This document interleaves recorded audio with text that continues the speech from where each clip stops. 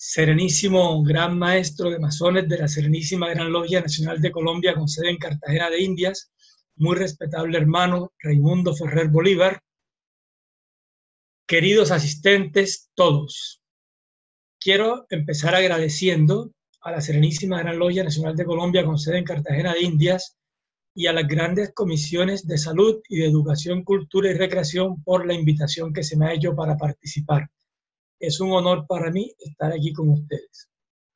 Vamos a hablar de literatura, o sea que vamos a hablar de la vida, porque al fin y al cabo, cuando una obra es completa, cuando una obra nos transmite la experiencia cotidiana, estamos hablando de la vida, a menos que sea una novelita rosa. Pero en la vida hay de todo. En la vida hay enemigos, hay amigos, hay porvenir, hay frustraciones, hay alegrías, hay tristezas, hay de todo. Bueno, 100 años de soledad tiene todo eso. Entonces nosotros vamos a hablar de la vida. El último estudio, no quiero parecer muy técnico, pero el último estudio colombiano de trastornos mentales y sustancias psicoactivas dijo que por lo menos el 40.2% de la población ha tenido o hemos tenido, no sé, por lo menos un trastorno psiquiátrico, ¿ya? Entonces, ya eso nos está hablando de la gran frecuencia que hay. Esto lo voy adelantando para que me digan, bueno, ¿tú dónde sacas que García Márquez encuentra y describe tantas alteraciones emocionales? Bueno, precisamente porque es que ya son frecuentes. Y lo que hace el artista es mostrarnos la existencia. El artista, con su visión, percibe lo que está alrededor. Estoy hablando, no importa si es un escritor, si es un pintor o si es un compositor musical. Él toma la realidad, la transforma y nos la presenta. O sea, que el artista realmente lo que es un intérprete, un traductor de la realidad. Entonces, si en la realidad colombiana, de cada 100 personas, 40 han tenido por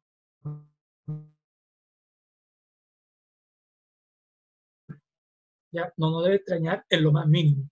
A mí no me gusta hablar de normalidad y anormalidad. A mí no me gusta hablar de eso porque decir que una persona no es normal porque está en el 60% quiere decir que en Colombia el 40% de la población es anormal.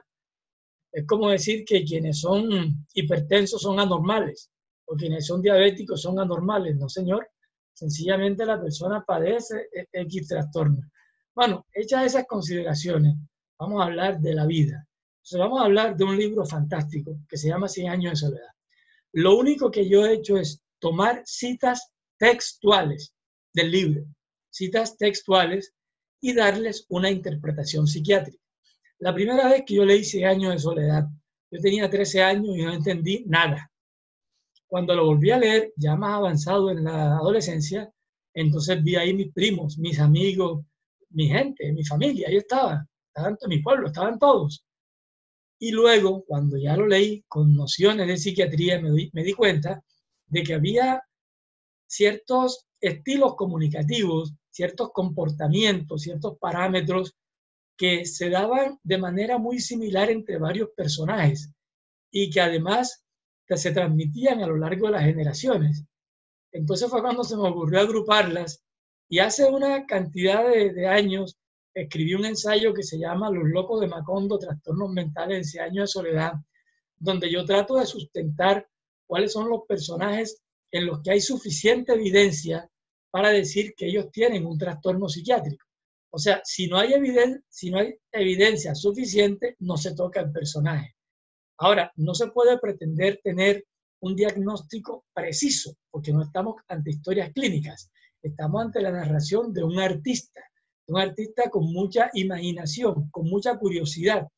Entonces, nosotros no podemos tener la misma agudeza diagnóstica que si estuviéramos ante una historia clínica, pero sí podemos tener una idea muy aproximada de cuál es el diagnóstico de cada uno de los personajes estudiados. Hoy, por cuestiones de tiempo, no vamos a ver todos los trastornos mentales que aparecen en 100 años de soledad, sino que vamos a hablar de los trastornos del ánimo que se aprecian en la familia Buendía, que es la familia protagonista del relato. En 100 años de soledad hay muchos otros trastornos, aparte de los trastornos del ánimo. tanto dentro de la familia Buendía como fuera de la familia Buendía. Pero únicamente vamos a hablar de los trastornos del ánimo que se dan dentro de la familia Buendía. De eso vamos a hablar. Si al final alguien quiere preguntarme sobre cualquier otro personaje, yo intentaré no quedar mal. Entonces, de momento, vamos a comenzar nuestra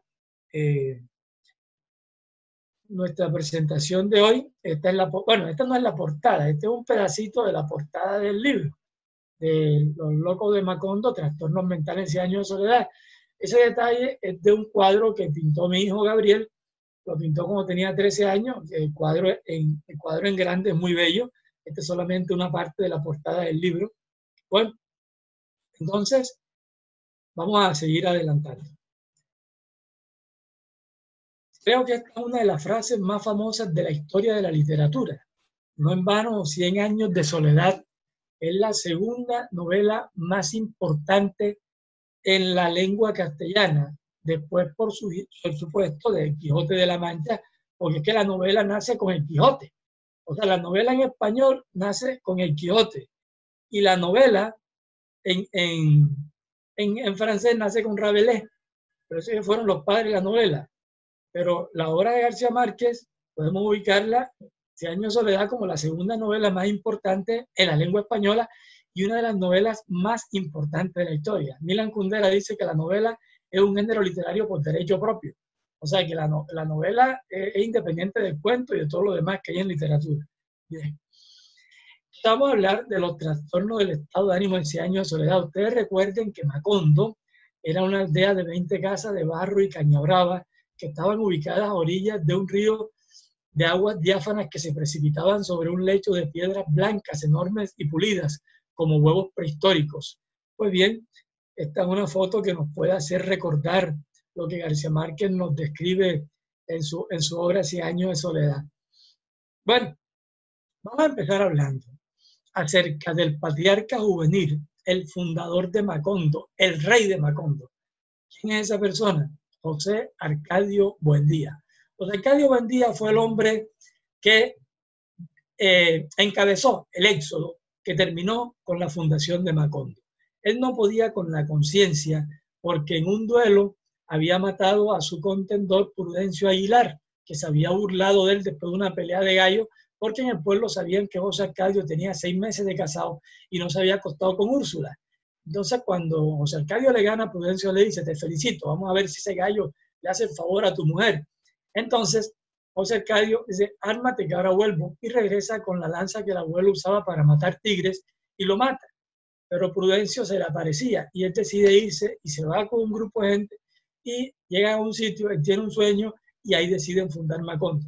Entonces, José Arcadio, que era el líder de ese equipo, es quien traza las calles de manera tal que a todo el mundo le fuera igual de sencillo o igual de difícil ir al río a buscar agua, que a todo el mundo le fuera igual de cómoda la sombra y la luz del sol en el momento de más calor, llena las casas del pueblo de jaulas de pájaros cantores, es quien sincroniza todos los relojes del pueblo para que den la hora al mismo tiempo.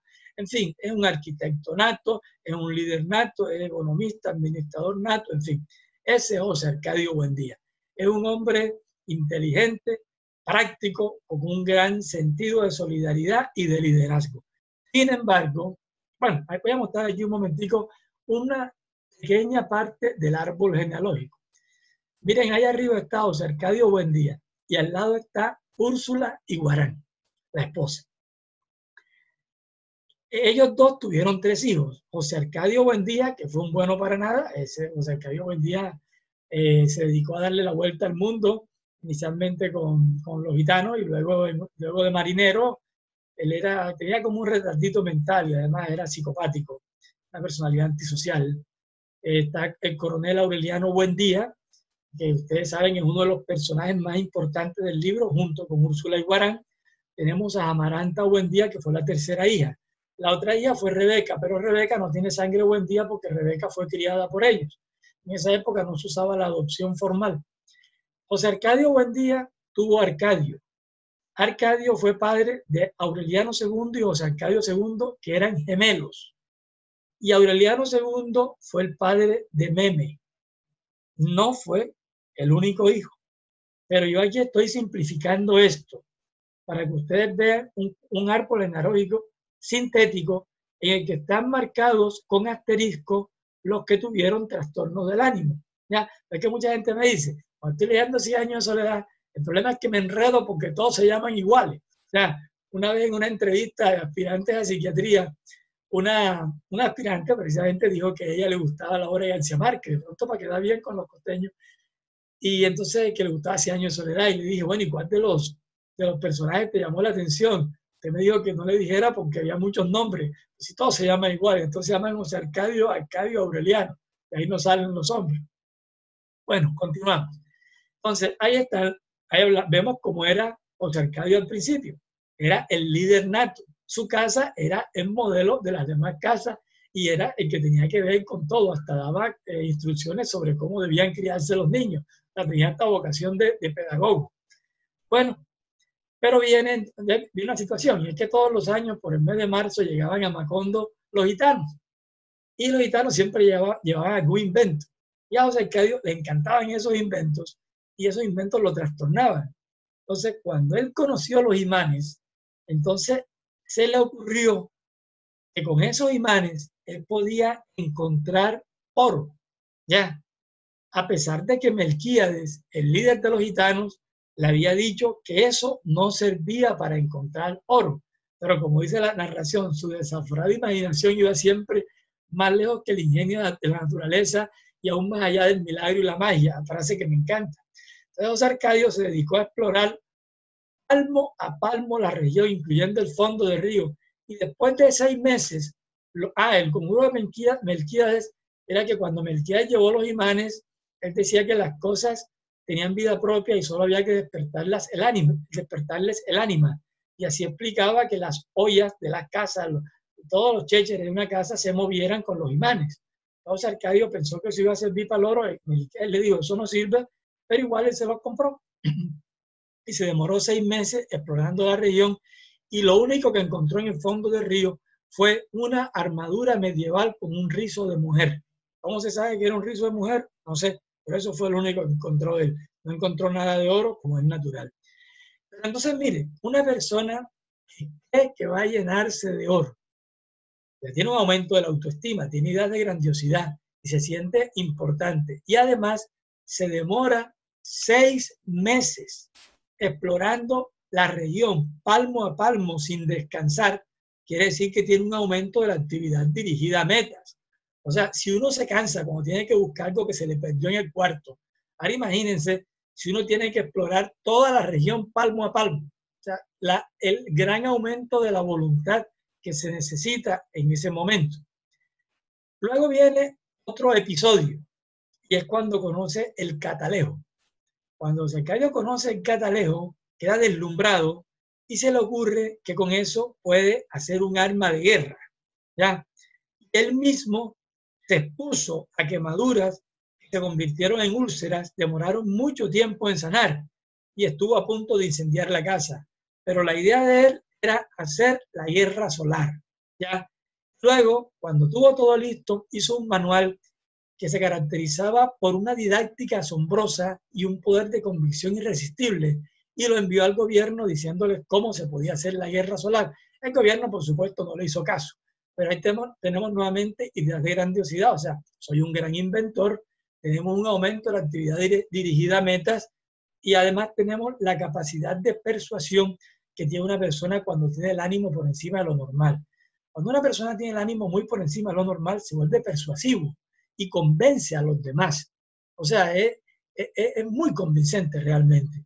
Y él hizo ese manual con esa didáctica y ese poder de convicción irresistible, así como más adelante logró que los habitantes de Macondo lo siguieran en su empresa de conectar al pueblo con la ruta de los grandes inventos. Bueno, entonces los síntomas que hemos visto hasta este momento son un aumento de la actividad intencional, una prospección delirante, porque eran planes que no iban a ninguna parte, encontrar oro con unos imanes, por ejemplo, o hacer una guerra solar, una autoestima elevada, y yo voy a encontrar oro, me voy a llenar de oro, nos va a sobrar oro para empedrar la casa, un incremento en la producción de ideas, claro, miren, para hacer ese manual tuvo que tener un incremento en la producción de ideas, y se anota lo que ya les había comentado, la capacidad persuasiva que tienen las personas que tienen el estado de ánimo muy elevado. Bueno, entonces viene un tercer episodio.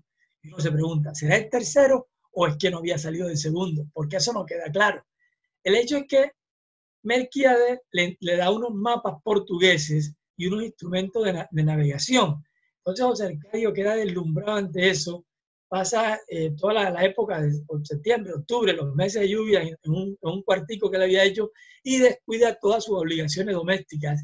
Y entonces con esos mapas de navegación ya que le había dado Melquíades, los mapas y los instrumentos de navegación, o sea, la brújula, el sextante, trata de determinar un método exacto para establecer el mediodía y estuvo a punto de tomar una insolación. Bueno, después de todos estos procesos, fíjense que él, después de todo eso que él hizo, él llegó a la conclusión de que la Tierra era redonda. Y Úrsula le dijo, si vas a volverte loco, vuélvete tú solo, pero no le saques a tus hijos con esas ideas de gitano. O sea, lo curioso es que él llegó a algo que era verdad. Lo que pasa es que llegó a través de un derrotero equivocado. O sea, el proceso fue paralógico, no fue lógico, pero el resultado final fue correcto. En todo caso, ya nosotros podemos ver en esta diapositiva que José Arcadio comienza a desconectarse del mundo. Fíjense que navegaba por mares incógnitos, visitaba territorios deshabitados y se relacionaba con seres espléndidos. O sea, que ya tenía ideas delirantes. O sea, ya no solamente era la alteración del ánimo, ya estaba psicótico. Y además tenía alucinaciones auditivas y visuales complejas, ¿ya? Porque él era capaz de ver personas que no estaban ahí, o sea, que solamente estaban en su imaginación. O sea, ya él no diferenciaba bien la realidad de la imaginación, por lo menos durante esa crisis, porque algo característico en la enfermedad que tuvo José Arcadio Buendía es que los síntomas no se dan de corrido, sino que la persona alterna épocas en las que está con síntomas y épocas en las que está sin síntomas. Bueno, el hecho es que él empezó a hablar una serie de cosas en voz baja, o sea, se desconectó completamente del mundo en esa crisis y no daba crédito a su propio entendimiento. O sea, era tal la producción de ideas que él se quedó pasmado ante eso y no era capaz de comprender la cantidad de ideas que él estaba produciendo. O sea, había un aumento franco en la producción de ideas. Entonces, ¿cuáles son los síntomas que encontramos en estas últimas diapositivas? Disminución de la necesidad de dormir. Él no dormía en absoluto. ¿Cuál es la diferencia con el insomnio? Que la persona con insomnio se cansa. El que tiene necesidad de dormir, como el nombre lo dice, no necesita dormir.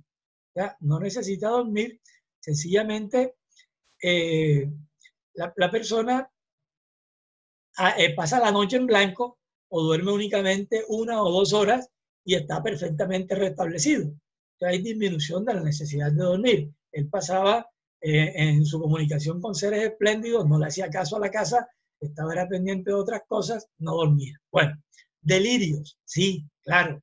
Él visitaba lugares que no existían, hablaba con gente que no existía, o sea, él se imaginaba cosas. Alucinaciones visuales y auditivas complejas, las veía y las oía. Hablaba solo, generalmente soliloquios. Generalmente cuando uno habla solo, soliloquio es hablar solo en voz alta, si es en voz baja se llama musitación. Entonces, cuando uno habla solo, generalmente, bueno, todo el mundo habla solo, como dijo el doctor Carlos Rumía, que en paz descanse, lo malo es cuando uno se contesta, pero la persona que habla solo mucho, generalmente está oyendo voces que le hablan, ¿ya? Por lo general está oyendo voces que le hablan.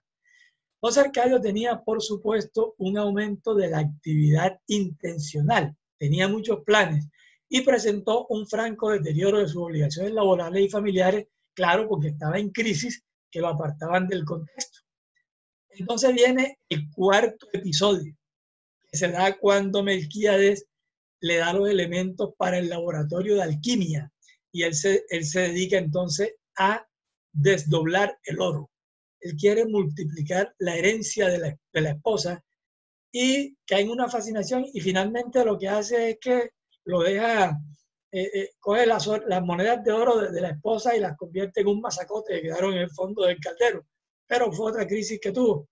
Y luego viene un quinto episodio cuando ve que Melquíades se quita la dentadura postiza y envejece, y se la pone y rejuvenece, y eso lo dejó fascinado, y entonces eso hizo que cayera en una crisis de rabia, de irritabilidad. Entonces estaba malhumorado, no comía, y entonces esa cosa lo frustró, le produjo irritabilidad, y le decía a Úrsula mi frase favorita del libro: en el mundo están ocurriendo cosas increíbles. Ahí mismo, al otro lado del río, hay toda clase de aparatos mágicos mientras nosotros seguimos viviendo como los burros. Ahí me encanta esa frase, es mi frase favorita del libro. En todo caso, José Arcadio ahí tiene una crisis de mal humor. Y ahí no está con mucho entusiasmo ni con ganas de hacer muchas cosas, sino que está frustrado. O sea, tiene mucho mal humor. Bueno, entonces, vamos a ver el cambio. ¿Cómo era José Arcadio? Era el hombre más emprendedor de la aldea, un hombre con mucha curiosidad, un hombre que quería aprender, que organizó el pueblo, que organizó las casas, como ya lo dijimos al principio, pero toda esa iniciativa social desapareció con la crisis que él tuvo. De ser un hombre emprendedor y limpio, pasó a parecer un hombre holgazán, descuidado de sí mismo, que la mujer medio trataba de hacerlo ver presentable. Bueno, entonces, como siempre, la gente le echa la culpa a la brujería. Pensaban que era víctima de algún extraño sortilegio, pero fíjense, tan persuasivo, tan convincente era José Arcadio, que incluso los que estaban convencidos de que estaba loco no dudaron para seguirlo cuando él quiso abrir una trocha para poner en contacto a Macondo con la ruta de los grandes inventos. ¿Por qué? Porque su inteligencia se mantenía intacta a pesar de la enfermedad. O sea, la inteligencia se preserva y además la capacidad de convicción de las personas que tienen el ánimo elevado, como les dije, es increíble. Bueno, entonces llegamos ya al extremo. Resulta que Pietro Crespi era el pretendiente inicialmente de Rebeca Ulloa Montiel, pero bueno, criada por los Buendía, y luego pretendiente de su hermanastra Amaranta, cuando Rebeca se fue a vivir con el hermano de crianza, con José Arcadio, que les dije hace rato que era un psicópata, que era un tipo con personalidad antisocial, que pasaba por encima de los principios de lo que sea. Bueno, Pietro Crespi, que era el hombre más educado que se había visto en Macondo, le regaló a José Arcadio una bailarina de cuerda. Y José Arcadio en esos días quería poner a funcionar todo con el mecanismo del péndulo. Y logró que la bailarina funcionara 3 días con el mecanismo del péndulo. Y eso fue la fascinación de él. Y entonces ahí sí, ya eso no, él no lo podía creer, no volvió a comer, no volvió a dormir. O sea, se desconectó de la realidad y empezaba era a pensar cómo podía aplicar el péndulo al arado, a todo lo que se moviera. ¿Ya? Bueno, pero Úrsula no estaba. Úrsula estaba con Amaranta, llevándola a un paseo para que se restableciera del fracaso que había tenido con que Pietro Crespi no le había prestado atención. En fin, bueno, en todo caso, José Arcadio pasaba las noches en vela dando vueltas a ver cómo podía hacer con su invento, cómo podía aplicarlo a todo lo que se moviera. Entonces, a continuación encontramos ya algo un poco diferente, que es una percepción delirante de la realidad. O sea que la realidad se percibe de una manera completamente distorsionada. La persona la interpreta de manera completamente distinta. José Arcadio Buendía hablaba todas las noches con Prudencio Aguilar, aquel a quien él había matado, y lo acompañaba en el sueño de los espejos infinitos. Ellos iban paseando por el espejo infinito. En la mañana, cuando se levantó, entró al taller de alquimia, de orfebrería, taller donde el coronel hacía pescaditos de oro, y entonces le dice, ¿qué día es hoy? Y le dice entonces el coronel, hoy es martes. Dice Arcadio, no, es lunes, mira el aire, mira las begonias, todo está igual que ayer, nada ha cambiado. Pero, como dice el texto, Aureliano, que ya estaba acostumbrado a sus manías, no le hizo caso. El miércoles se presentó con lo mismo y ya era una especie de fascinación ante lo que estaba sucediendo, un sentido de irrealidad del mundo, una percepción delirante, una interpretación delirante, y de pronto cayó un estado de agitación psicomotora, agarró la tranca a la puerta y empezó a destruir la casa, y se necesitó un batallón de vecinos para lograr inmovilizarlo y dejarlo amarrado en el castaño del patio. Bueno, entonces ahí vemos que llegó al extremo de la agitación psicomotora. que requirió que lo inmovilizaran. Cuando Úrsula volvió, lo encontró ya mansito, allá amarrado en el palo, le hizo un cobertizo de palma, lo soltó y él ya por fuerza de la costumbre ahí se quedó sentado. Lo intentaron llevar al cuarto, pero amaneció otra vez en el cobertizo. Bien, eso ya lo dijimos. En todo caso, hemos visto que hay un deterioro evidente. Úrsula le llevaba la comida, le daba noticias, le hablaba de Aureliano, el hijo que estaba en la guerra, pero la única persona con quien se comunicaba José Arcadio era con Prudencio Aguilar. O sea, él llegó a un completo deterioro de una enfermedad que ahora mismo no hubiera tenido por qué producir ese deterioro, porque ahora mismo hay tratamientos que si la persona lo sigue, no tiene por qué llegar a ese estado de deterioro. Bueno, entonces vamos a resumir los datos positivos. Cuando hablamos de datos positivos en medicina, no es que sea algo positivo, chévere, no. Estamos hablando de cuáles son los síntomas que ha tenido la persona. Los síntomas maniformes. Maniforme quiere decir que se refiere a lo maníaco, o sea, el estado de ánimo persistentemente elevado acompañado de un aumento de la actividad motora. Pero ese estado de ánimo persistentemente elevado acompañado de la actividad motora se acompaña de ideas de grandiosidad que pueden ser delirantes, de dificultad para prestar atención, o sea, para concentrarse, o sea, la persona se distrae mucho, se acompaña además de aumento de la energía, de disminución de la necesidad de dormir, se acompaña de un aumento de la capacidad para aprender planes, de un involucramiento en actividades potencialmente dañinas, aunque aparentemente sean actividades agradables, ¿no? Bueno, el caso es que José Arcadio presentó ideas de grandiosidad, un aumento de la actividad dirigida a metas, aumento de la actividad intencional, que es casi lo mismo, hay una prospección delirante hacia el futuro, un aumento de la autoestima, ya lo hemos explicado, un incremento en la producción de ideas, recordemos lo del manual que hizo, y en fin, todas las cosas que se le ocurrían, cómo llegó a la conclusión de que la Tierra era redonda, cómo descubrió lo de cómo exploraba lo de la posición del sol al mediodía, en fin, y había una franca disminución de la necesidad de dormir. Esos son síntomas más que suficientes para considerar que José Arcadio presentó episodios de características maníacas. Pero además él tuvo unos hallazgos secundarios que fueron síntomas depresivos. Por ejemplo, tristeza, cuando dijeron que él lloró con el llantico sin gracia de los viejos. Cuando en ese momento de tristeza vio el mundo de una manera de desesperanza. O sea, cuando él dijo que ya todo está igual, que nada va a cambiar, se detuvo la máquina del tiempo y él se sintió solo y desamparado. Eso fue antes de agitarse. Y entonces vienen también los síntomas psicóticos, que cuando él tenía comunicación con seres espléndidos y esas cosas. Entonces, por eso decimos que él tenía delirio, alucinaciones visuales auditivas complejas, tenía soliloquio, o sea, hablaba solo, tenía una percepción delirante y una interpretación delirante de la realidad. Y entonces, ¿cuál es la evidencia de que hay una enfermedad? Un cambio en su funcionamiento habitual. No era sencillamente que él por época hiciera planes de descubrimiento y cosas así, no. Era que él dejaba de funcionar como era, que era algo grave, que lo apartaba completamente de la realidad y que además lo hacía que descuidara las cosas de su casa y le ocasionó un gravísimo deterioro que lo apartó completamente de la realidad. Entonces, ¿cuál sería el diagnóstico más adecuado para José Arcadio Buendía? Pues desde mi punto de vista, con base en lo que se ha encontrado, él padeció lo que actualmente se conoce como un trastorno bipolar 1 y antes se conocía como enfermedad maníaco-depresiva. La clave del trastorno bipolar 1 es que la persona haya tenido por lo menos un episodio maníaco. La mayoría también van a tener episodios depresivos, pero no es una condición necesaria. Lo que es una condición sine qua non para hablar de trastorno bipolar 1 es que la persona ha tenido por lo menos un episodio maníaco y José Arcadio tuvo varios. Lo que pasa es que él se deterioró. Él se deterioró, entonces ya presentó síntomas psicóticos, presentó un franco deterioro personal. Eso le puede pasar hasta el 30% de las personas con esta enfermedad, sobre todo si no hay un tratamiento.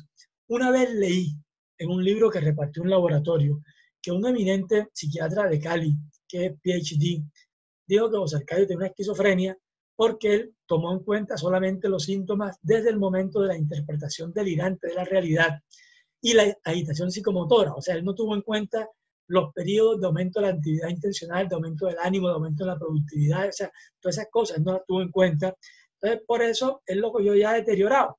Entonces, dice, tiene una esquizofrenia. Yo difiero del doctor con respeto. Desde mi punto de vista, es un trastorno bipolar 1. O sea, para mí es un trastorno del ánimo, no un trastorno psicótico, sobre todo porque José Arcadio conservaba la capacidad de convencer a los demás, de hacer planes, de hacer cosas. Una persona con una esquizofrenia no puede hacer absolutamente nada de eso. Bueno, esa es la creencia. El diagnóstico diferencial, por supuesto, hay que hacerlo con un trastorno delirante, que es una alteración mental en la cual el único síntoma que tiene la persona es una idea delirante, como en el Quijote. El Quijote tenía la idea delirante de que él era un caballero, que tenía que salvar a su amada y tenía todo un constructo delirante alrededor de esa idea. También con las esquizofrenias, claro, por el deterioro que tuvo al final, por los comportamientos que tuvo al final, pero ya sabemos por qué no es una esquizofrenia. Y el trastorno esquizoafectivo es un trastorno en el cual hay síntomas tanto de la esquizofrenia como de los trastornos del ánimo y ambos dominan el cuadro clínico desde el principio de la enfermedad. Como en José Arcadio Buendía, los primeros años de enfermedad, o sea, fueron dominados exclusivamente por alteraciones del ánimo antes que por síntomas psicóticos, sabemos que no estamos ante un trastorno esquizoafectivo. Ese sería el diagnóstico diferencial de José Arcadio Buendía. Pues bien, ahí terminamos la historia del fundador de Macondo, del patriarca juvenil, del rey, y vemos una foto de Gabriel García Márquez comprando un periódico en Barcelona. Esa foto debe haber sido tomada en las Ramblas en otoño o a principio de invierno. Bien, entonces vamos a hablar ahora de uno de los personajes más importantes de la novela, que es el orfebre de las 32 guerras. ¿Y quién es ese orfebre que hizo 32 guerras? Pues el coronel Aureliano Buendía. De joven, el coronel Aureliano Buendía aprendió ahí en el laboratorio que tenía su padre, en el taller de orfebrería, a trabajar, a hacer pescaditos de oro, a hacer dijes, que por ejemplo le hizo uno a Úrsula para un cumpleaños. Él era un hombre tranquilo, apagado, no era que entre los amigos fuera escandaloso, ni fuera el que podía parecer un líder en un momento dado. No, era un hombre tranquilo. Él se enamoró de una jovencita que tuvieron que esperar que tuviera la menstruación para casarse. Ella se llama Remedios Moscote en la obra. Y el suegro se llama Apolinar Moscote. El coronel se da cuenta de que los conservadores hacen trampa en las elecciones y que no le gustan los hijos naturales y tampoco está, y que son, bueno, como el nombre lo dice, conservadores, tienen unos principios con los que él no está de acuerdo. Entonces llega un momento, después de unos abusos de régimen conservador, que él decide emprender una revuelta en Macondo, ¿ya? Y entonces les quitan las armas a los militares, los ajustician, o sea, los fusilan y se llevan las armas y así emprenden la primera de la guerra que él comenzó. Él emprendió, el coronel Aureliano Buendía emprendió 32 levantamientos armados y los perdió todos. Nuevamente volvemos al árbol genealógico. Ahí tenemos José Arcadio Buendía, papá, Úrsula Iguarán, mamá. Tienen 3 hijos. José Arcadio Buendía, bueno para nada. Coronel Aureliano Buendía, de quien vamos a hablar ahora, que ya empezamos a hablar. Y Amaranta Buendía, la menor. Bueno, entonces seguimos con el coronel. Promovió 32 levantamientos armados y los perdió todos. ¿Y por qué yo digo ahí que ese es un síntoma hipomaníaco? Fíjense. La diferencia entre manía e hipomanía es que en la hipomanía también hay un aumento de la actividad intencional y también hay un aumento de la actividad dirigida a meta, y un aumento del ánimo, y un aumento de la producción verbal, la producción de ideas, pero la persona no se desconecta de la realidad. O sea, los planes son viables. Los planes son, o sea, por ejemplo, una persona que sea ciclotímica o que tenga en todo caso episodios de hipomanía, llega a la oficina y en una semana saca el trabajo de 2 meses, ¿ya? O sea, pero sigue siendo productivo. Ya cuando uno está francamente maníaco, no puede ser productivo, no puede trabajar, no puede estudiar, no puede hacer nada. Entonces, ¿por qué yo digo que es promover 32 levantamientos armados es un síntoma de hipomanía? Bueno, si uno empieza un levantamiento y lo pierde, bueno, empieza el segundo, ok, vaya y venga. pero si uno ha perdido 25 y empieza el 26, uno tiene que tener mucho ánimo. O sea, como lo que pasaba con Simón Bolívar. Simón Bolívar perdía una batalla y el mismo día convencía a sus guerreros de que al día siguiente tenían que pelear otra vez. Bueno, pasaba con el coronel Aureliano Buendía. Ustedes se imaginan lo que es haber perdido uno 30 levantamientos armados y tener energía para empezar el número 31. O sea, se necesita tener mucho ánimo. Por eso digo que eso es un síntoma hipomaníaco. Además, cuando él emprendió la guerra para acabar con las guerras, porque ya él quería acabar con todo eso y fue cuando se dio cuenta de que era más difícil acabar con la guerra que empezarla, él empezó con un entusiasmo enardecido y una temeridad inútil porque él sentía que su día de morir estaba señalado. Así que él nunca sufrió una herida en combate, porque él sentía que él estaba protegido por algo, porque su día estaba señalado, entonces nada le daba miedo. O sea, él tenía un aumento de la autoestima en ese momento. Ya él se sentía especial, protegido. Y él emprendió todas sus guerras, por supuesto, de una manera temeraria, de una manera muy osada y con muchísima energía. Pero lo que domina el cuadro clínico en el coronel Aureliano Buendía no es eso. Lo que domina el cuadro clínico en él son los síntomas depresivos. ¿Cómo así? En una época en que él vuelve de la guerra, ya desencantado de tantos años de guerra, él había sido el hombre más temido por el gobierno, con poder, o sea, con jurisdicción y mando de una frontera a la otra sobre las fuerzas rebeldes.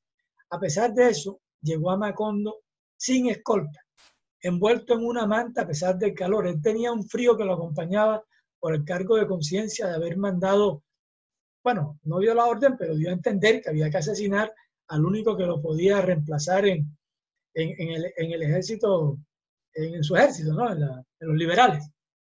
Entonces él se instaló en una casa y ahí pasaba la mayor parte del tiempo en una hamaca, y los despachos telegráficos que le informaban las operaciones rutinarias de su ejército, a él lo tenían completamente sin cuidado.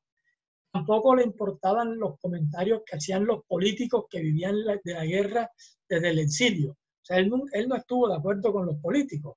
Ellos llevaban una campaña y en su guerra, pero eso lo tenía sin cuidado. No leyó los versos. Cuando él estaba enamorado de Remedios Moscote, le escribió varios tomos de poesía y él se desinteresó completamente de ellos. Más aún, los quemó. El coronel Aureliano Buendía experimentó tal desidia que cuando llegó una comisión de su partido a hablar con él por cuestiones políticas y de la guerra, él ni siquiera se levantó de la hamaca, sino que dijo fue, llévenlo donde las putas. O sea, él perdió completamente el interés por las cosas que le rodeaban. Y era tanta su incapacidad para experimentar placer que cuando volvió a su casa no se dio cuenta de todos los cambios que habían ocurrido con el paso de los años. Ya, más aún, ni siquiera se percató de lo que la familia hacía para agradarlo. Ya, no estaba realmente en contacto con los familiares, ni siquiera vio todos los estragos que el tiempo había hecho en su mamá. Y esto que ustedes están leyendo ahí es algo muy frecuente en las personas que están deprimidas. Ellas le dicen a uno, doctor, yo no siento alegría, pero es que ni siquiera siento tristeza, yo no siento nada, yo quisiera sentir algo. Entonces la persona pierde la capacidad de experimentar emociones, incluso las emociones negativas. O sea, la persona tiene una completa pérdida del interés y del placer ante la vida.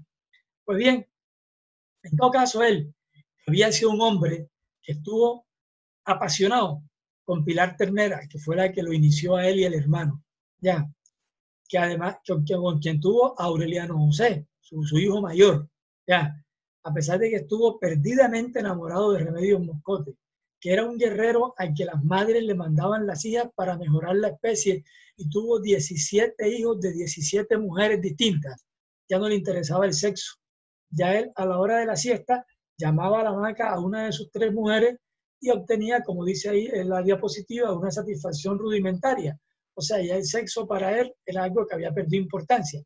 O sea, que él perdió el placer por la casa, por las actividades políticas, por la guerra, por la vida cotidiana, por la vida sexual, o sea, perdió completamente la libido, por lo menos no lo disfrutaba, ¿ya? Y le decía su amigo el coronel Gerineldo Márquez, cuídate el corazón, Aureliano, que te estás pudriendo vivo.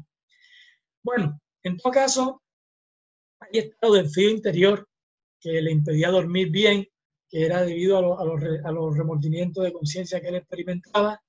Bueno, en todo caso, el coronel trataba de buscar la felicidad en el fondo de su corazón y se dio cuenta de que los únicos momentos felices de su vida había sido allá en el taller de orfebrería, donde él hacía y deshacía pescaditos de oro.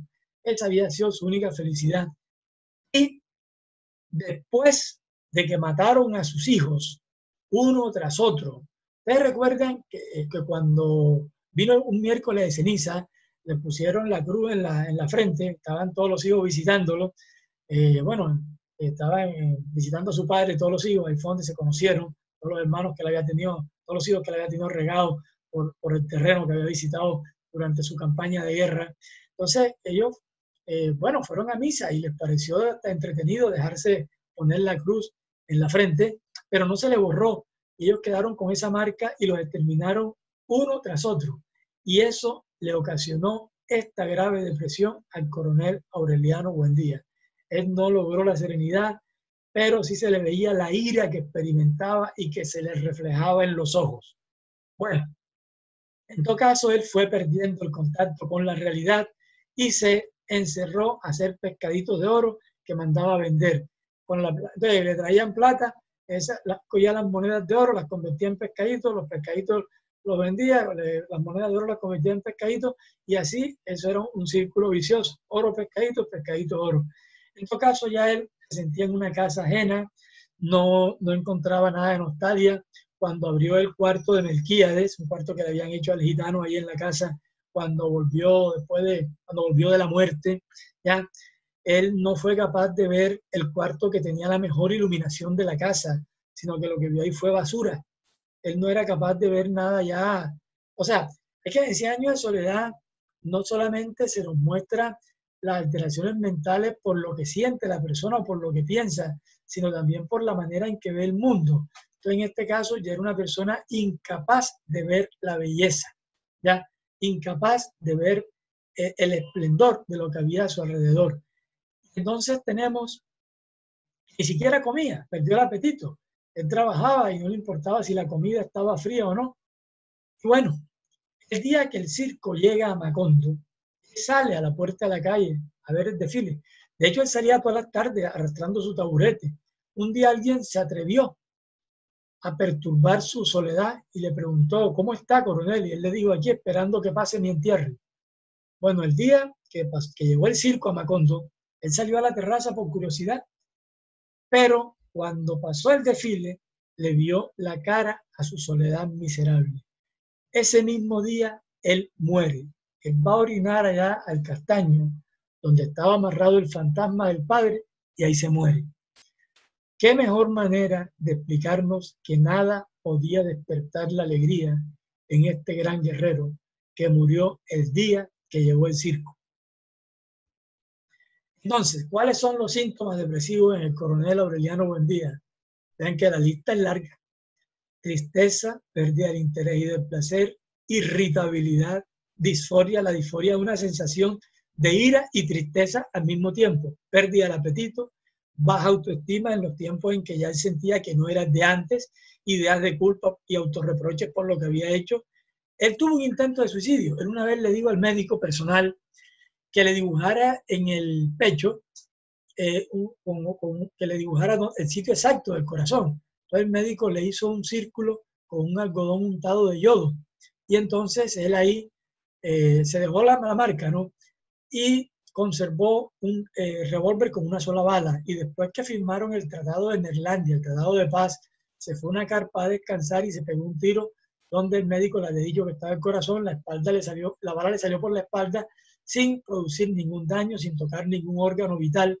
Y de hecho, él le dijo al médico, si todavía tuviera autoridad, lo haría fusilar por haberme dejado en ridículo. ¿Ya? El médico le metió un algodón empapado de yodo por el pecho, se lo sacó por la espalda y le dijo, esta es mi obra maestra. Bueno, él También aislamiento social, se encerró en el taller de orfebrería, se sentía solo, sentía que no tenía nadie en la casa, que era una casa extraña y perdió las esperanzas en el futuro.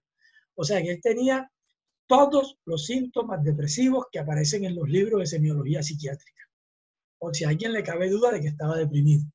Pero también tenía síntomas de aumento del ánimo, no tan graves como lo del papá, pero sí se aumentaba. Por ejemplo, en la peste del insomnio, él fue el primero que perdió el sueño. Y los arrebatos con los que emprendía sus guerras. Entonces, promovió 32 levantamientos armados y los perdió todos. Ya esta diapositiva la hemos visto, pero la repetí para recordar. Tenía un entusiasmo enardecido, una temeridad inútil y estaba seguro de que su día estaba señalado, así que tenía inmunidad misteriosa. O sea, eso quiere decir que tenía la autoestima elevada, que tenía el ánimo elevado y que se sentía con mucha energía. Bueno, entonces, ¿qué pasa? ¿Qué diagnóstico hacemos? Cuando una persona tiene depresiones graves y tiene al mismo tiempo síntomas, bueno, al mismo tiempo no, alterna con síntomas hipomaníacos, entonces nosotros decimos que esa persona tiene algo que se llama trastorno bipolar 2. Este no es el 1. En el 1 se necesita por lo menos un episodio de manía, o sea, algo más grave. En el 2 se necesitan episodios hipomaníacos, o sea, menos graves, y episodios depresivos mayores. Se necesitan esas dos cosas. En el 1, la mayoría también presentan depresiones mayores, pero basta con que tenga el episodio maníaco. Entonces, esto se llama un trastorno bipolar 2. Es una de las, antes se llamaba enfermedad maníaco-depresiva, pero ahora se llama trastorno bipolar 1 y trastorno bipolar 2. Pues bien, ¿cuál es el diagnóstico diferencial? ¿De qué lo tenemos que diferenciar? Lo tenemos que diferenciar de una depresión mayor. ¿Pero por qué no una depresión mayor? Porque él tenía épocas de mucho entusiasmo. O sea, imagínense, emprender 32 guerras, nada más, ni nada menos. 32. Ya. Además, entonces ya sabemos que no es una depresión mayor, porque en la depresión mayor la persona no tiene nunca síntomas del ánimo por encima de lo normal, solamente por debajo de lo normal. ¿Ya? Lo tenemos que diferenciar del trastorno ciclotímico, porque en el trastorno ciclotímico el ánimo es verdad que sube por épocas y baja por épocas, pero nunca sube tanto para llegar a la manía y nunca presenta depresiones graves. O sea, en el caso que nos ocupa se diferencia del bipolar 2, porque en el bipolar 2 hay depresiones graves y en el ciclotímico nunca hay depresiones graves. Entonces, esos son los diagnósticos diferenciales. Bueno, entonces ya hemos visto los personajes en los que más nos íbamos a demorar. Así que no se preocupen, la cosa ya no está tan larga. Falta, pero no tan larga. Bueno, entonces ahora vamos a hablar de la doncella de la venda negra. ¿Quién es la doncella de la venda negra?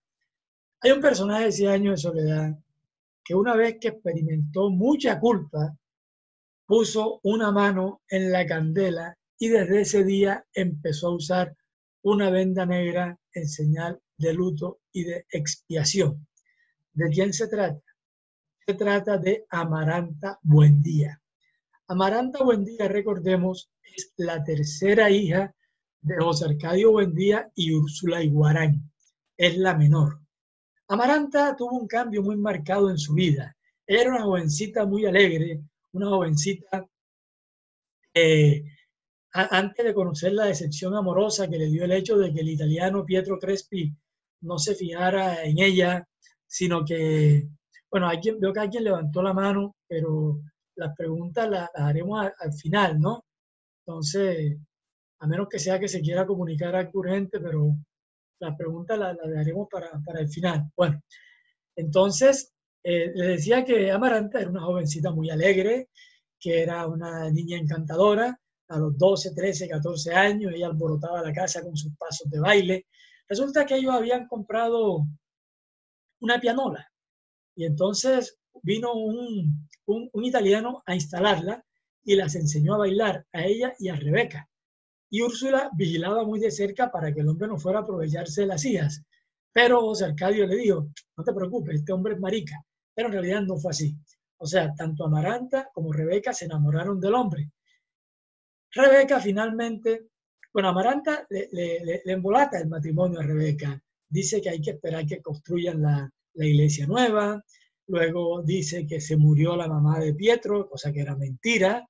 Ya finalmente se aplaza eso tanto, el matrimonio de Rebeca con Pietro Crespi, que vuelve José Arcadio, el bueno para nada, de viaje y se va a vivir con quien él creía que era su hermana. Realmente no eran hermanos, pero él creía que eran hermanas y a aquello no le importó nada. Entonces, Pietro Crespi se enamora de Amaranta Buendía, empieza a visitarla y ella entonces lo atendía muy bien, lo recibía bien. Pietro Crespi era el novio de la casa, el que visitaba a Amaranta, el que le daba regalos al suegro, que se la llevaba bien con la suegra. Pero bueno, él tiene que tener una rara sensibilidad para las cosas del mundo, una ternura secreta, adivinaba sus gustos. O sea, era una mujer encantadora, podemos decir. Sin embargo, Amaranta tenía lo que podemos llamar una ambivalencia afectiva. O sea, por mucho que ella se enamoró de Pietro Crespi, porque ella se enamoró perdidamente de él, cuando Pietro le propone matrimonio, ella le dice que no. Y le dice que no, y lo desprecia, hasta que Pietro Crespi se deprime y se suicida. ¿Ya? Y luego tuvo de pretendiente a Gerineldo Márquez, que era amigo de su hermano, el coronel Aureliano Buendía. El coronel era un hombre respetuoso, inteligente, un hombre, un guerrero curtido en los asuntos de la guerra, pero que se despojaba de las armas a la entrada de la casa para hacerle la visita a Amaranta. Con él, Amaranta trató de redescubrir su capacidad juvenil de experimentar amor, pero que va, no encontró nada de eso. O sea, ella tenía una ambivalencia afectiva. ¿Qué es eso de ambivalencia afectiva? Cuando uno quiere a una persona y la odia al mismo tiempo. O sea, cuando uno experimenta afectos opuestos hacia una misma persona. ¿Ya? Entonces, hay un mecanismo de defensa que se llama introyección, que es cuando la persona vierte hacia sí misma lo que siente hacia el exterior. Por ejemplo, cuando a uno se le muere a alguien, ya uno siente un dolor, una gran pérdida por la muerte de esa persona querida, y ese dolor uno lo vierte hacia dentro de uno mismo. Eso se llama introyección. Entonces, el deseo que ella sentía de lastimar a los demás realmente lo llevaba era hacia su interior y se enterraba agujas en los dedos y se encerraba de los dedos, perdón, y se encerraba en su cuarto a llorar y prefería no salir a recibir la visita de Gerineldo a pesar de que le gustaba, a pesar de que se había enamorado del hombre. Bueno, en todo caso, ahí está lo que le decía ahora, que se prefería no salir del cuarto antes que recibir, porque ella introyectaba ese sufrimiento y experimentaba una ambivalencia hacia sus magníficos pretendientes. Amaranta tenía además una extraordinaria y exquisita capacidad de odiar. De hecho, ella quedó resentida con Rebeca de por vida cuando Rebeca se fue con el hermano y le rogó a Dios que le permitiera morirse después que Rebeca, pero le salió mal la cosa, Rebeca se murió primero. Pero nadie se dio cuenta de que Amaranta estaba tejiendo una preciosa mortaja para Rebeca. Más aún, Amaranta tejió una mortaja para ella misma y le mamó gallo a la muerte. La destruía, la volvía a hacer, la destruía y la volvía a hacer.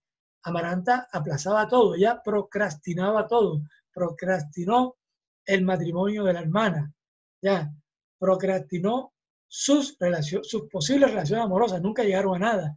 La relación incestuosa que ella tuvo con dos de sus, bueno, con un sobrino y con un sobrino bisnieto, tampoco llegaron nunca a nada. Eso no pasó de manoseos de alcoba durante las noches.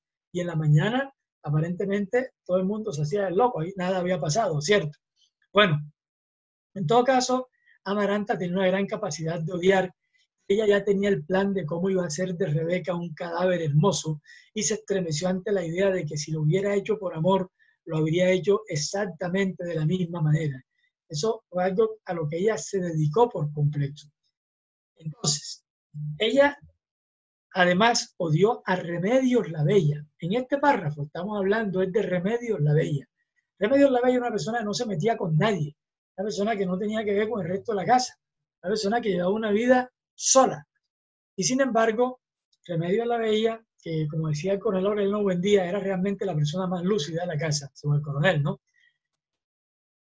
Amaranta notó que empezó a odiarla y para no odiarla sin necesidad, la desterró del taller de costura. porque ella tenía una infinita capacidad de odiar. Bueno, tampoco era una persona capaz de exteriorizar las emociones. Por ejemplo, ella no lloró cuando Remedios subió al cielo, ni cuando mataron a todos sus sobrinos, ni cuando murió el coronel Aureliano Buendía, que era la persona que ella más había querido en la vida. Y la gente no se dio cuenta de que ella lo había arreglado bien en el ataúd, que le dejó el bigote mejor engomado de lo que él lo había hecho. Ya no se dieron cuenta de que lo había hecho por amor, porque nadie esperaba que Amaranta actuara por amor. Todo el mundo esperaba que Amaranta actuara porque estaba familiarizada con los ritos de la muerte. Ella era una persona que estaba familiarizada más con la muerte que con la vida. Por eso decimos que tenía una tendencia hacia el tánatos, o sea, una tendencia más hacia la muerte que a la vida, más hacia el tánatos que hacia el eros, ya más hacia la destrucción que hacia la creación. Entonces, la flecha vital de ella estaba dirigida más por la muerte que por la vida. Ella tenía una incapacidad para dar amor, pero también para recibirlo. Y tenía una gran vocación funeraria. ¿Ven? Él planeó cómo hacer un cadáver hermoso, hizo su mortaja, hizo la mortaja de Rebeca, preparó al coronel Aureliano Buendía para el entierro. Bueno, en fin. En todo caso, todo su comportamiento, su pensamiento, su afectividad estaban regidos por el rechazo a la felicidad. ¿A dónde quiero llegar yo? Yo quiero llegar al hecho de que es muy difícil imaginar que la incapacidad para amar y la predilección por los asuntos de la muerte tengan que ver con un estado de ánimo feliz. O sea, si una persona no puede sentir amor y lo que le gusta en la vida son los asuntos de la muerte y no de la vida, lo más probable es que su ánimo sea triste. Ya, es difícil concebir estas expresiones como directrices de la conducta en una persona feliz. Eso les decía hace rato, en 100 años de soledad se nos muestran los estados de ánimo de los personajes de varias formas, de acuerdo con la narración, de acuerdo con los símbolos, de acuerdo con cómo la persona ve la vida, de acuerdo con cómo procesa la información, o sea, de muchas maneras. Y Amaranta era una persona que estaba orientada completamente era hacia el lado oscuro de la vida. O sea, ella no era una persona feliz. Veamos los hechos. Rechazó magníficos pretendientes. Pietro Crespi, el hombre mejor educado que jamás había visto en Macondo, y el más hermoso, además. Rechazó a Gerineldo Márquez, que la quería con el alma. Odiaba de una manera virulenta. Los rencores eran inolvidables. Era incapacidad de apartar un error. Ella no podía olvidar una ofensa. Los rencores eran eternos. Se aisló del mundo para sumergirse en hacer una mortaja. Imagínense, con tantas cosas que hay en la vida para hacer. ¿Saben lo que uno encerrarse en un costurero a tejer mortajas? Eso no es normal, a menos que a uno le estén pagando por eso. Y la exposición que hizo de su mano a las brasas es lo que se llama un mecanismo de expiación consciente y sacrificio. Bueno, entonces, ¿cómo interpretamos esto? Estos hechos en realidad son pensamientos y conductas autodestructivos que prolongan un ánimo bajo y que forman un círculo vicioso porque aumentan el estado de ánimo bajo. Es un círculo vicioso. Desde un punto de vista cognitivo, los pensamientos negativos que tiene una persona repercuten sobre la conducta y el estado de ánimo. Y los pensamientos negativos son los que hacen que a uno se le baje el ánimo y que tenga comportamientos desadaptativos. Eso desde el punto de vista de la teoría cognitiva. Veamos cuáles son las descripciones de tristeza en Amaranta. Nadie conoció su pensamiento desde la tarde en que rechazó al coronel y se encerró a llorar. Cuando salió, había agotado todas las lágrimas. Bien. Cuando oía los valses de Pietro Crespi, experimentaba nostalgia, experimentaba tristeza, pero ¿qué hizo? Cogió los rollos de música de la pianola y los botó a la basura con un pretexto de que se estaban dañando. Ella rechazaba la felicidad. Le dolía haber dejado su casa ese reguero de miseria. Y como les decía hace rato, se pinchaba los dedos, eso le dolía y más rabia le daba y más se amargaba. Y decía que ella iba dejando un aguzanado guayabal de amor que arrastraba hacia la muerte. Pues bien, todo esto es un cambio significativo, porque como les dije hace rato, ella era una jovencita alegre, una jovencita que no conocía la amargura, sino que andaba alborotando la casa con sus pasos de baile a los 12, a los 14 años, antes de que la pasión por Pietro Crespi torciera definitivamente el rumbo de su corazón. ¿Cuál sería el diagnóstico más probable en Amaranta Buendía? Lo más probable es un trastorno distímico. El trastorno distímico es una depresión crónica, insidiosa, que comienza desde temprano en la vida y que nunca se manifiesta de una manera tan evidente ni tan grave como una depresión mayor. La persona alterna, tiene épocas de tristeza y épocas de normalidad que no van más allá de 2 meses, ¿ya? Que no van más allá de 2 meses. O sea, la persona tiene más días malos que días buenos y se tornan cáusticos, son ácidos. Ellos, fíjense cómo era Amaranta con la cuñada, con Fernanda, bueno, con la cuñada no, con la sobrina política, con la esposa de Aureliano II. O sea, ella se burlaba de ella en jeringonza, ¿ya? Y cuando vinieron a la casa las compañeras de Meme, o sea, de unos personajes que hablaremos ahora, y que trajo 68 compañeras de clase y 4 monjas, cuando la monja le vio echando sal a la sopa, preguntó qué es. Amaranta le dijo arsénico y provocó una crisis de pánico en las monjas. O sea, Amaranta era una persona cáustica, ácida, que no conoció el buen humor, que vivía amargada. Entonces, los distímicos se vuelven así. Entonces, es muy probable que Amaranta haya tenido un trastorno distímico, pero tiene un problemita, el diagnóstico diferencial. La verdad, el personaje que más trabajo me dio para encontrar el diagnóstico fue Amaranta. ¿Por qué? Porque no es completamente claro el diagnóstico. Ella también pudo haber tenido un trastorno depresivo mayor. Y hay personas que tienen las dos. Comienzan con una distimia y después la depresión mayor. O sea, se ganan el baloto y se ganan la extraordinaria. Mi queridísimo amigo Osvaldo Galofre levantó la mano, pero como habíamos comentado, las preguntas las vamos a dejar para el final. Pues bien, entonces hay que hacer el diagnóstico diferencial también con un trastorno de la personalidad. O sea, porque la forma de ser de ella era muy desadaptativa. ¿Cuál sería ese trastorno de personalidad? Hay uno que ya no aparece en los libros de psiquiatría, en los más importantes, pero sí en los no especificados, que es el trastorno de personalidad pasivo-agresiva. En este caso manifestado mediante una manera pasiva. O sea, ella no decía que no, pero aplazaba las cosas, se las enmarañaba a la gente, le iba poniendo obstáculos, se negaba ella misma la felicidad, los enamoraba, pero después los rechazara. Y lo otro es que era muy paranoide. O sea, ella era incapaz de olvidar una ofensa.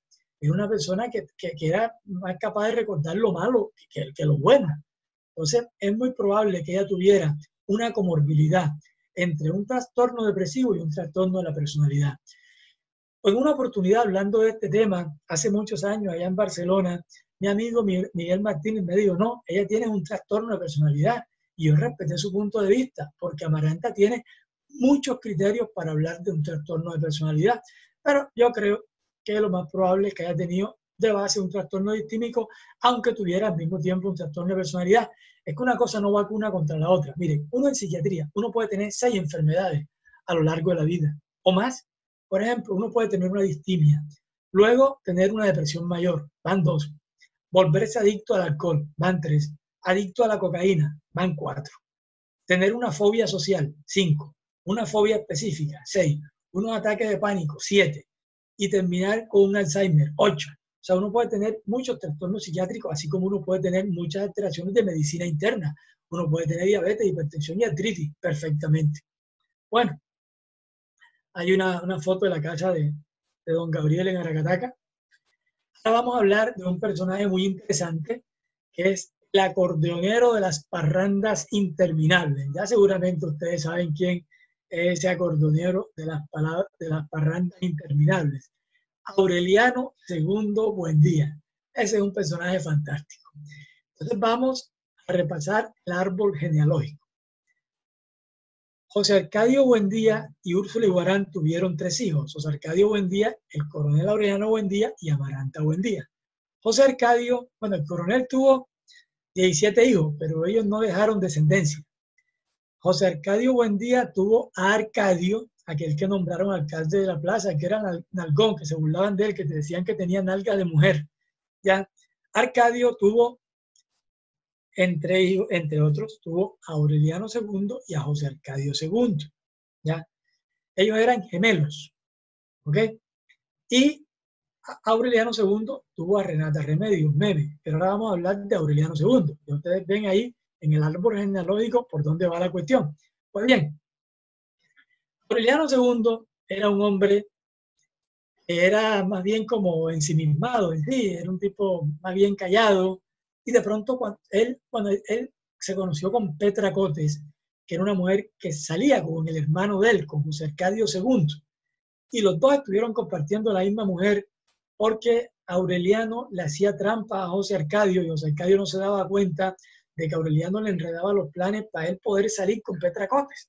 Ya, finalmente Petra Cotes se quedó con Aureliano. Yo creo que ella nunca supo que salió con los dos. En esa época ellos se parecían mucho y después fue que se volvieron diferentes. Bueno, el caso es que Aureliano II con Petra Cotes empezó a conocer una época de despilfarro, una época de delirio, una época de que las vacas parían trillizos, los conejos se multiplicaban por docenas, los cerdos también se multiplicaban y él conoció una prosperidad sin límite. Sin embargo, estando en concubinato con Petra Cotes, se casó con Fernanda del Carpio, a quien fue a buscar al interior del país. Él la había conocido en el carnaval de Macondo cuando ella vino como reina de una comparsa del interior del país. Entonces, Aureliano II, en sus épocas de botarate, en sus épocas de que estaba ganando mucho dinero, se hizo dueño de tierras y ganados, ya que las vacas se multiplicaban, los cerdos se multiplicaban y él adoptaba actitudes extravagantes. ¿Qué nos quiere decir esto? Que él veía el mundo así. O sea, él se sentía poderoso. Él sentía que no había nada que pudiera con él. O sea, él se sentía que era el dueño de la película, el protagonista de la película. Ahí está un estado de euforia. ¿Está bien? Pero vienen otros síntomas. Por ejemplo, él también tiene un aumento de la actividad dirigida a metas y caen despilfarros. Los despilfarros, recuerden, cuando hablábamos de los pacientes que tenían episodios maníacos o hipomaníacos, los despilfarros hacen parte de las conductas que son placenteras pero potencialmente peligrosas. Y un día que le reprocharon que estaba despilfarrando mucha plata, cogió una cantidad de billetes de a peso y un tarro de engrudo y empapeló la casa con billetes de a peso, que me imagino que ahora mismo serían billetes de 50.000 o de 100.000 pesos, no sé, por fuera y por dentro, y dijo, ahora que nadie me vuelva a hablar de plata en esta casa. Pues bien, ese es su parte de euforia. A él le encantó cuando llegó la compañía bananera porque la casa se llenó de visitantes y entonces esos eran parranderos potenciales. De hecho, cuando él conoció a los hijos del coronel Aureliano Buendía, lo que organizó fueron parrandas y le encantó porque entonces tenía ahí una cantidad de primos con quienes podía hacer parrandas. Y cuando estaba bien con Petra Cotes, entonces se le dio más parrandero y botabarate que nunca. Todos los días en el tren le llegaba brandy, le llegaba champaña y se llevaba a la casa de Petra Cotes a todo el que se encontraba para hacer una cumbiamba. Incluso al esquivo Mr. Herbert, que era el gringo que dirigía la compañía bananera, lo convenció y el gringo cantaba al compás del acordeón y ponía a bailar a los perros Doberman. El hecho es que este era un hombre contagioso, un hombre completamente eufórico, pero cualquier día estuvo en una competencia de grandes comelones, o comilones, yo no sé cómo se dice, con una mujer a quien apodaban la elefanta, y estuvo a punto de morir. Sin embargo, se restableció en menos de una semana y a los 15 días hizo una parranda para celebrar. Es que de hecho, cuando se casó con Fernanda, se casó en una fragorosa parranda de 20 días. Imagínense el entusiasmo que uno tiene que tener para hacer una parranda de 20 días. Pero vemos cambios en su conducta habitual. Estos cambios son para demostrar que él sí tuvo un trastorno mental. Él era reservado y esquivo, con tendencias a la meditación solitaria. Pero entonces, supuestamente, por haberse conocido con Petra Cotes, entonces se volvió diferente, se volvió despilfarrador, parrandero, y presentó todo ese cuadro que hemos descrito de que las vacas le parían trillizos, de que él despilfarraba, él compraba el brandy y la champaña por cajas que llegaban todos los días. Bueno, en fin. Entonces ya vimos que hay un cambio en su forma de ser. Él era un hombre tranquilo, apagado, y se volvió despilfarrador, se volvió muy activo, pero también hubo un momento de irritabilidad y de agitación. Resulta que Fernanda, la esposa, le dio una cantaleta que duró 2 días. Y después de esa cantaleta, Aureliano II, buen día, el acordeonero, empezó a partir pieza por pieza todos los componentes de la vajilla, ¿ya? Y fue rompiendo todo lo que encontró que se podía romper en la casa. Los floreros, los cuadros, todo lo fue rompiendo sistemáticamente. Entonces, hasta ahí tenemos síntomas de aumento del estado de ánimo. Ya la parte de cuando estaba hipomaníaco, la parte de cuando se puso agresivo, pero después del diluvio, él queda en la ruina y pierde como 20 kilos de peso y la cara de tortuga se le convierte en cara de iguana. Y cuando él sale a conocer el pueblo, a ver qué quedó después del diluvio, lo único que encontró de su ganado fue una vaca encallada en el barro, una vaca encallada en el fango. Y entonces él ahí mismo se dio cuenta de cuánto su ánimo había decaído. Ya él no era el cumbiambero magistral de otra época. Ya, como dice ahí, los 120 kilos que llegó a tener se han reducido a 70, entonces no rebajó 20, como dije yo, rebajó fueron 50. Y bueno, ya la cama dejó de ser lugar de desafuero y se convirtió en refugio de confidencias. Resulta que José Arcadio, Aureliano II Buendía le había hecho a Petra Cotes una cama como las que él había conocido en los cabarets de las prostitutas francesas que llevó su hermano José Arcadio II al pueblo y le puso espejos en las paredes y en el techo y todo eso. Bueno, ya esa cama había dejado de ser sitio de desafueros y se convirtió en un lugar de confidencias. ¿No? O sea, él perdió la libido. Entonces, ¿qué podemos reconocer en este relato? En los síntomas depresivos: tristeza, pérdida de peso, que hace parte de la depresión, cansancio, pérdida del interés y del placer por las cosas y disminución de la libido. Además presentó insomnio.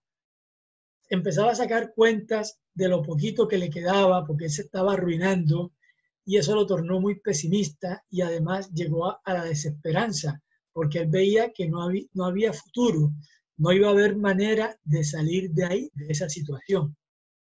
Entonces, cuando una persona tiene hipomanía y depresión, ya lo hemos dicho en el caso del coronel Aureliano Buendía, tenemos que padece un trastorno bipolar 2. Lo que pasa es que es distinto, porque en el caso del coronel Aureliano Buendía, lo que predominó fue la depresión, lo más evidente, lo que lo acompañó durante mucho tiempo. Sabemos que estuvo hipomaníaco por la forma en que emprendió 32 levantamientos armados y por la temeridad con que emprendía esos y porque él se sentía invencible, se sentía invulnerable. ¿Ya?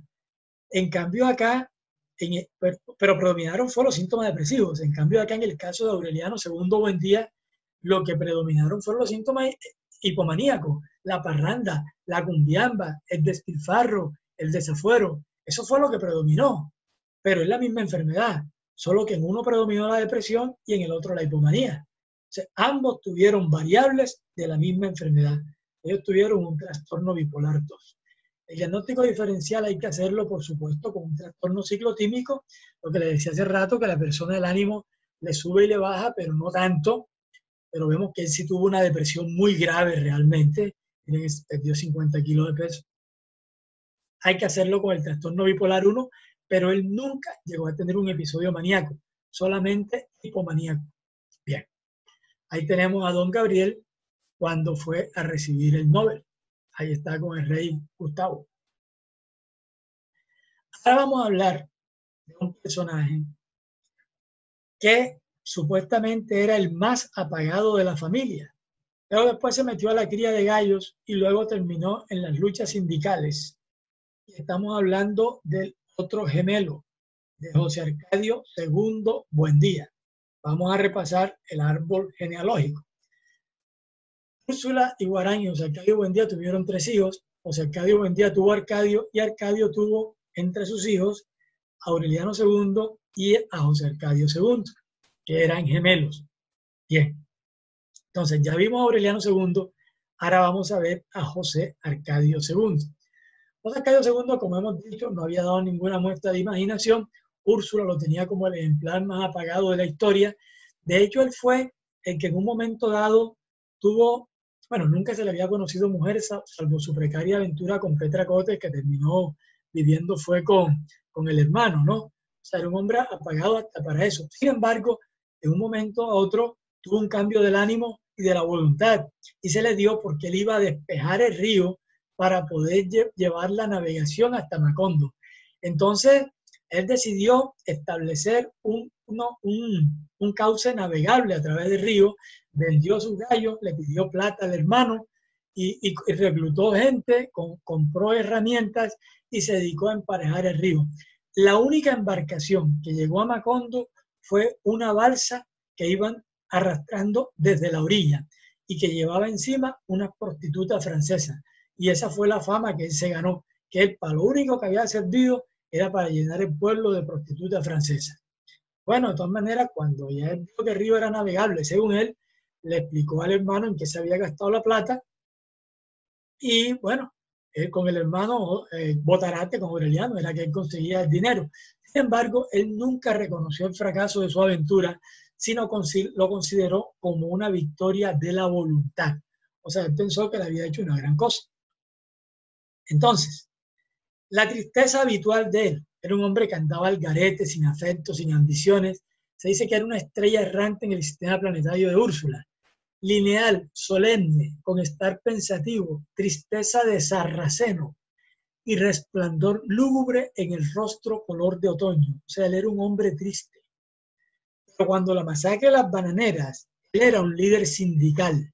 Ya esto fue mucho después de que cambió el ánimo e hizo que el río fuera navegable, ¿verdad? Fue mucho después de eso.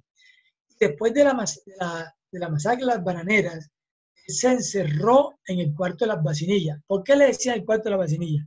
Porque ahí habían guardado la vacinilla que habían tenido que comprar cuando Meme se presentó con las 68 compañeras de estudio y con las 4 monjas. Ahí guardaron la vacinilla. Él se encerró y usó una y otra vez cada vacinilla y se dedicó fue a tratar de descifrar los pergaminos que había escrito Melquíades, el líder de los gitanos, que terminó viviendo en la casa de los Buendía durante un buen tiempo. Bueno, cuando Aureliano II, el hermano gemelo, abre la puerta buscando a alguien con quien hablar, lo que se encuentra es un hombre en completo estado de deterioro, en un aire lleno de olores nauseabundos, que releía unos pergaminos que no entendía nadie. O sea que tenía una clara desorganización del comportamiento y que ya había dejado de estar en contacto con la realidad. Y Úrsula, la bisabuela, se da cuenta que él estaba en un mundo de tinieblas más impenetrable que el de ella. Úrsula era ciega en ese momento, ¿ya? Pero tan infranqueable y solitario como el del bisabuelo, o sea, como el del fundador de Macondo cuando se deterioró. José Arcadio seguía releyendo los pergaminos, pero tenía ya, fíjense, se había descuidado completamente. Lo que tenía era una maraña de pelos y medio se le veían los dientes y los ojos inmóviles. Cuando hablan de ojos inmóviles son ojos sin expresión. O sea que la expresividad afectiva está comprometida en esta persona. Bueno, entonces cuando una persona tiene alteraciones marcadas del ánimo, pero también tiene síntomas que nos recuerdan a la esquizofrenia, como son delirios, alucinaciones, lenguaje desorganizado, comportamiento desorganizado, nosotros tenemos que pensar en un diagnóstico que se llama trastorno esquizoafectivo, que es un trastorno en el cual desde el principio de la enfermedad, tanto las alteraciones del ánimo como los síntomas psicóticos dominan el cuadro clínico desde el principio y el deterioro es muy grande. Entonces es muy probable que lo que padeció José Arcadio II Buendía haya sido un trastorno esquizoafectivo. El otro día me dijo un amigo, Daniel Guerrero, psiquiatra, me dijo, pero es que él ya estaba muerto. Digo, bueno, yo no sé si estaba muerto. Si estaba muerto, entonces era un muerto esquizoafectivo, pero de que tenía un trastorno esquizoafectivo lo tenía. Yo no sé si muerto o vivo, pero lo tenía. Así de sencillo. El diagnóstico diferencial, por supuesto, hay que hacerlo con las esquizofrenias y con el trastorno bipolar 1. Claro está. Bien, tomemos aire aquí y vamos a hablar del último personaje que nos ocupa. Vamos a hablar de la alegre clavicordista de la adolescencia truncada. Estamos hablando de Renata Remedios Buendía, a quien todo el mundo conocía como Meme, menos su madre, Fernanda del Carpio, que la llamaba Renata Remedios. Para el resto de la familia y para las amigas, ella era Meme. Meme es hija de Aureliano II. Es uno de los hijos que tuvo Aureliano II, pero es la que nos interesa para el propósito actual. ¿Cómo era ella? ¿Cómo era su forma de ser? La mamá de Meme era una amargada completamente, que llevó a la ruina la casa. Así como Úrsula la llevó a la prosperidad, la mamá Fernanda del Carpio la llevó a la ruina, a la tristeza, a la depresión. En cambio, Meme se parecía más era al papá. Ella fue la que se presentó, como le decía hace rato, y ahora está en la diapositiva, en unas vacaciones sin avisar, con 68 compañeras y con 4 monjas, y tuvieron que salir a comprar una buena cantidad de vacinillas. Bien, desde ese momento ya ella demostró dónde estaba su espíritu festivo. A ella le gustaba reunirse con las amigas, le gustaban las fiestas ruidosas, hablar de novios, de enamorados, bueno, en fin, a ella le gustaba era eso, el desorden, la vida chévere, como el papá. Cualquier día ella se conoció con un trabajador de la compañía bananera que se llamaba Mauricio Babilonia, que era el hombre de las mariposas amarillas, el hombre que a todas partes lo seguían las mariposas amarillas. Se enamoró, él se fijó en ella se fijó en él y por supuesto se enamoraron. Cualquier día Mauricio Babilonia empezó a meterse en la casa por el techo y se encerraba en el baño allá atrás, en el patio, con Meme. Y la mamá de Meme se dio cuenta de la situación. Entonces le dijo al teniente que enviara una guardia porque ella pensaba que le estaban robando las gallinas. Y cuando llegó Mauricio a meterse por el techo, le dispararon y lo lastimaron en la columna vertebral. Él quedó parapléjico.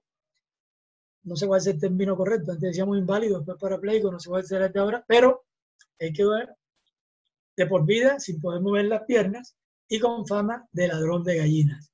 Meme pensó que Mauricio se había muerto. Y a partir de ahí, ella perdió el interés por todo, en absoluto. Y nunca en la vida volvió a hablar. Ella la mandaron para un convento y murió en un lejano hospital en Cracovia. Esa fue la triste historia de una niña alegre, de una persona que disfrutaba la vida y que la madre le truncó la vida. ¿Cuál es el diagnóstico de ella? Nosotros podemos decir, es un duelo. Hombre, sí, ella le hizo un duelo a su ser amado, pero fue un duelo que nunca se resolvió.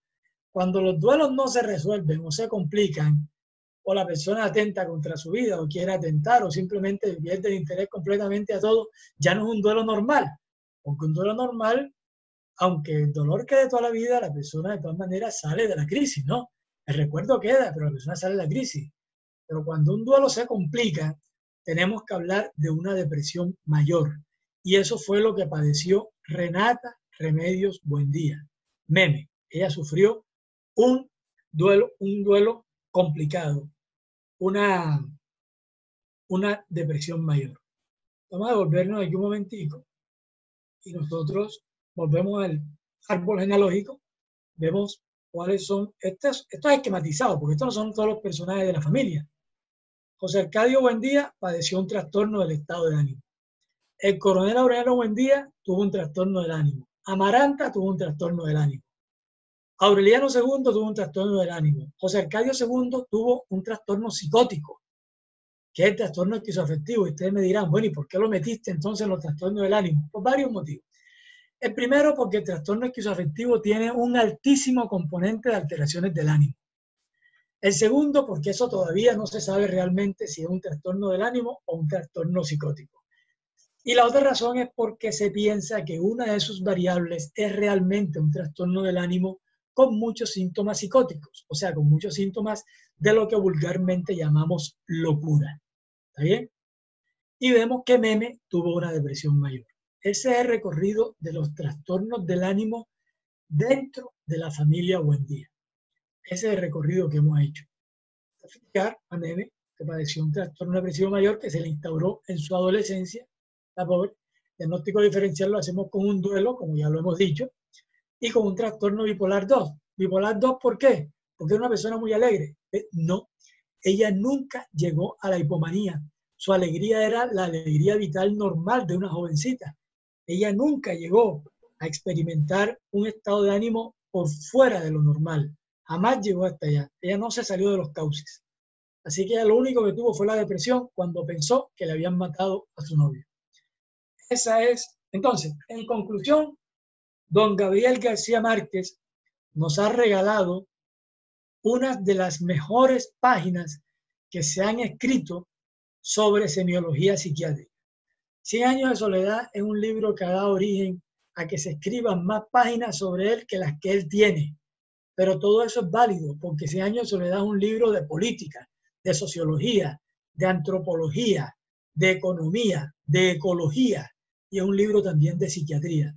Es el mejor libro de semiología psiquiátrica que yo he leído. Y yo con eso no creo que le esté quitando magia en ningún momento, al contrario, le hago un homenaje y un reconocimiento al autor. Por lo menos a García Márquez le gustó. Cuando leyó el libro Los locos de Macondo, bueno, por lo menos me lo dijo, y no creo que me lo haya tenido que decir por una razón diferente a la sinceridad, porque yo delante de él no era nadie, por supuesto. Entonces, nosotros vemos que 100 años de soledad es una obra sumamente trascendente que llega incluso al campo de la psiquis. Y cuando uno lo ve con estos ojos, la enriquece, porque le nota otro aspecto que antes no se había percatado. Bueno, yo quiero agradecerles a todos ustedes su atención. Quiero agradecerles la paciencia porque sé que demoré más de una hora. Espero que esto haya sido de su agrado y yo estoy dispuesto en este momento a responder las preguntas que se hagan. Muchas gracias a todos.